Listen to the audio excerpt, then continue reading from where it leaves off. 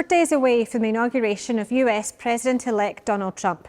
He's criticised NATO and the EU, and his America First policies could upset established international trade systems. The small country of Slovenia is a member of both NATO and the EU, and it currently sits on the United Nations Security Council. Slovenia used its platform to argue for a ceasefire in Gaza, and last year Slovenia recognised Palestine. I'm Claire Herriot, and I'll be talking about all this and more with Slovenia's Foreign Minister Tanja Fajon, one-on-one.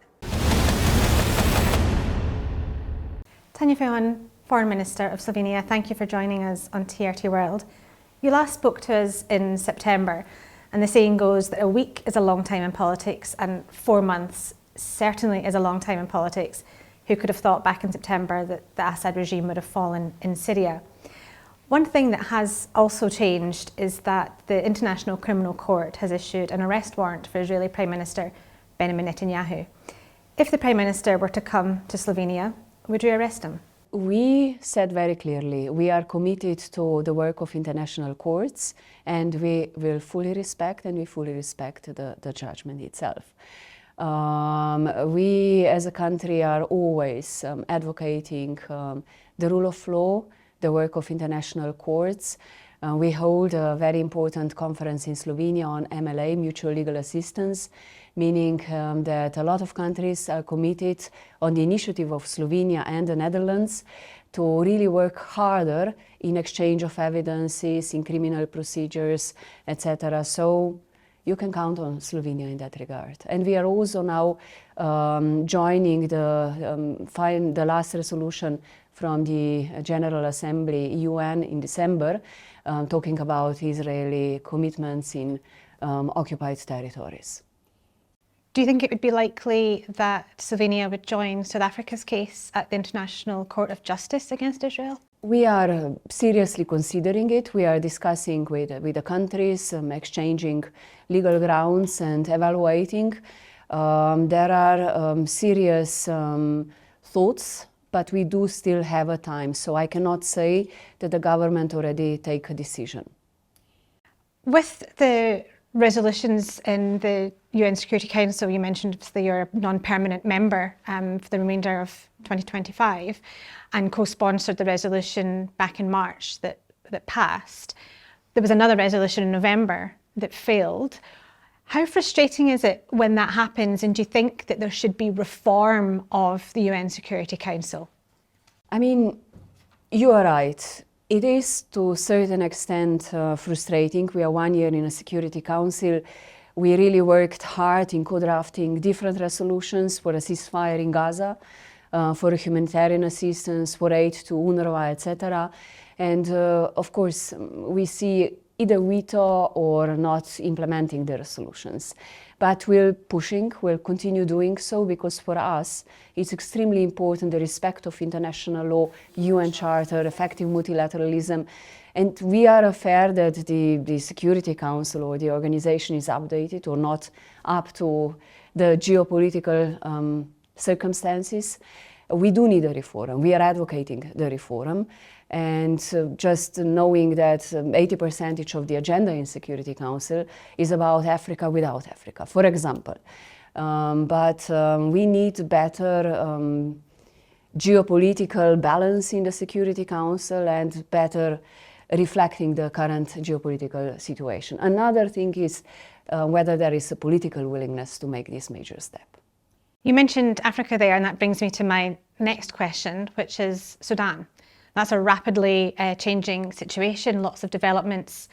Even this week, the United Nations has singled out the Rapid Support Forces, the RSF, as being singularly responsible for genocide. Turkish President Recep Tayyip Erdogan has offered Turkey as a mediator. So my question on Sudan is really twofold. One, what do you make of the Turkish offer to mediate? And two, do you think that the next US administration will carry forward this change in US policy regarding Sudan? First on Sudan, because we also brought Sudan on the agenda of the Security Council back during our presidency in September. because it's extremely a worrisome situation, especially if you look at the civilian population and the humanitarian situation. We just briefly discussed with the Turkish foreign minister now in Ankara on the need that we have to engage with Sudan, and knowing the experience how the talks between Ethiopia and Somalia, mediated by Turkey in Ankara, went extremely well. I think every such effort to peace negotiations is very important. So we are very willing to work together on bringing some sort of peace and security to Sudan also. I mean, we're having this conversation in Ankara. You've had a meeting with Foreign Minister Hakan Fidan. What can you share with us about Turkish-Slovenian cooperation? It's Turkey is a very important strategic partner for Slovenia. We have a good bilateral relations, good political relations. The minister himself was just a day after Gimnich visiting Slovenia last August, and we signed an action plan, so how to boost our economic cooperation. There is a strong interest. We have good projects, infrastructure, construction projects in Slovenia from Turkish company, and we have a lot of Slovenian companies here. So we discuss these days in Ankara on business forum how to boost economy, development, investments on both sides.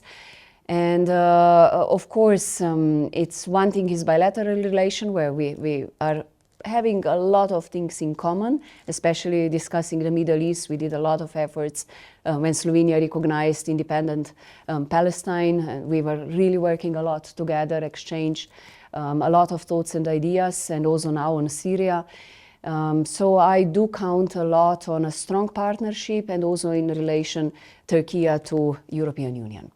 It does seem like a year of crisis management awaits us. I mentioned the incoming US President-elect Donald Trump, who's been inaugurated soon. He made an extraordinary intervention regarding Greenland, which is, of course, part of the Kingdom of Denmark.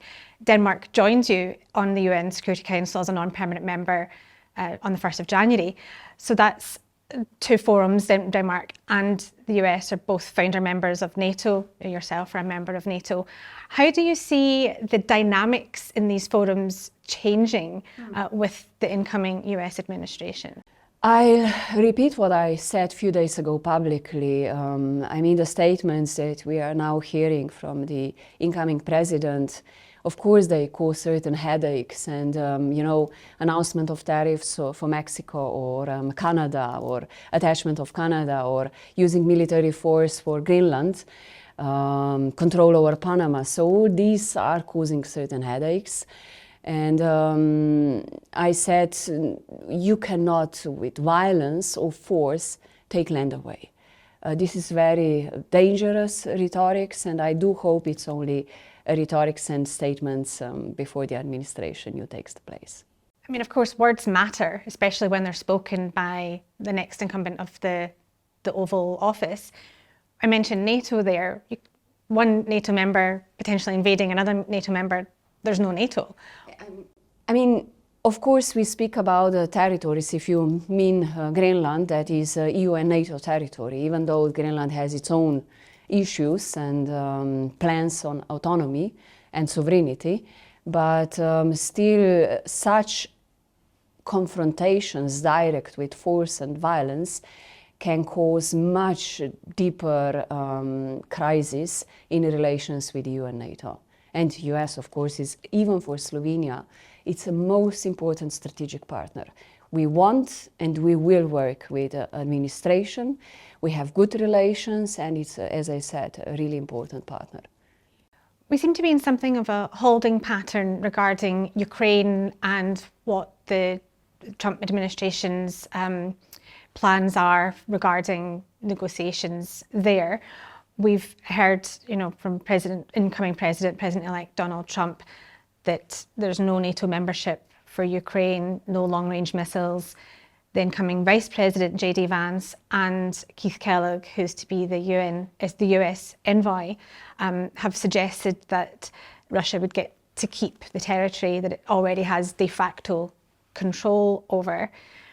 The Slovenian position is obviously firmly on the side of Ukraine, but if ceding territory were a means to end the conflict, would it be a price worth paying?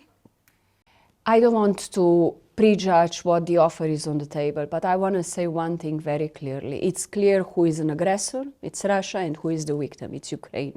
And we fully understand and support Ukrainians' fight for territorial sovereignty, integrity, and we stand with our support. And any negotiations for peace will have to be on terms set by Ukrainians.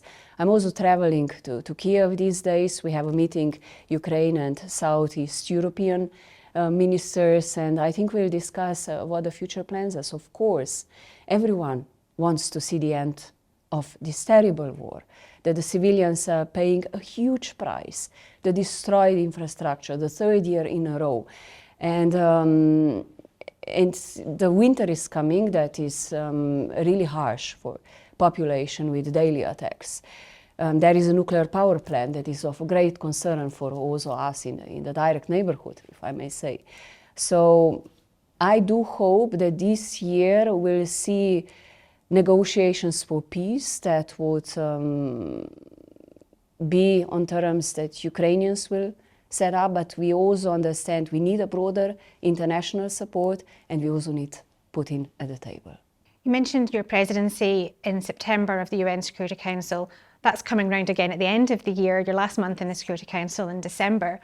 What does a good year look like for you? What do you hope to be the case when you're president again in the UN Security Council in December? Looking to the world today, what we see is more than 55 armed conflicts. We see terrible climate change. We see energy insecurity. We see terrorism. So a lot of challenges, and the world with multilateralism is not efficient. So the world order is in a way seriously threatened. So we do want to pursue what we are there for, meaning collective security and peace, and having this organization more effective. And we will discuss throughout the year how we can address the conflicts, how we can address the political solutions to the conflicts, and really be open for a dialogue with all partners that are like-minded or willing to talk. Thank you for talking with us, Tanja Fajon, Foreign Minister of Slovenia. It's been a pleasure.